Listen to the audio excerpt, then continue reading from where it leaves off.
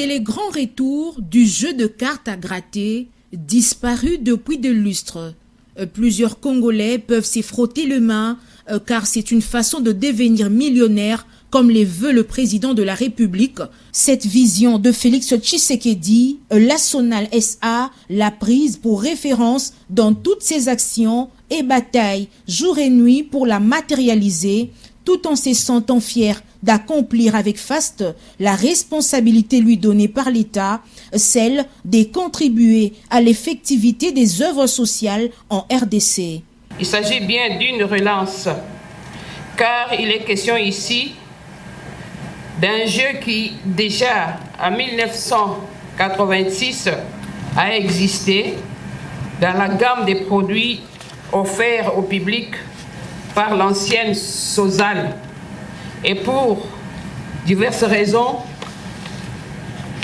il a été mis au placard.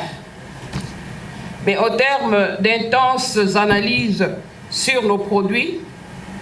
tant nouveaux que ceux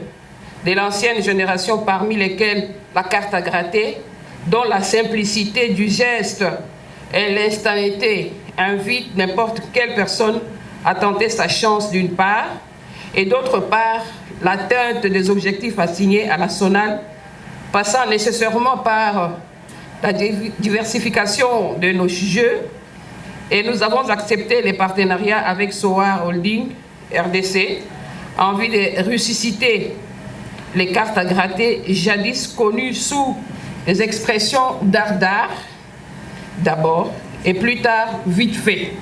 Le rayonnement de ces jeux de grattage a le mérite de donner la possibilité pour beaucoup de Congolaises et Congolais de vivre la vision de son Excellence Félix Antoine Tshisekedi Tshilombo, président de la République, chef de l'État, qui se matérialise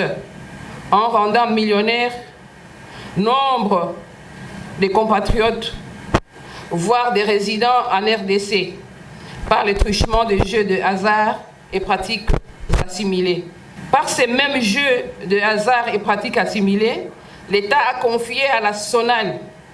la charge de contribuer à l'effectivité des œuvres sociales en République démocratique du Congo. D'abord lancé à Kinshasa, ces jeux est voué à s'étendre en province dans les prochains jours. Faisant d'une pierre deux coups, la Sonal a présenté une femme coiffeuse de son état qui a remporté la cagnotte des 31 millions de francs congolais, l'équivalent de plus de 11 000 $, alors qu'elle n'avait misé que 12 000 francs congolais. Il faut dire que ces assises étaient aussi une occasion pour la Sonal de faire une mise au point sur la procédure à suivre pour travailler en RDC comme une structure des jeux du hasard, alors que ces genres de jeux poussent comme de l'herbe. Il y a donc lieu de souligner que tout opérateur économique qui envisage d'investir dans les secteurs des jeux d'argent doit s'informer sur la législation et la réglementation irrélative en vigueur en RDC. Il suffit donc de les respecter et d'approcher la Sonal SA qui détient le monopole des jeux de hasard.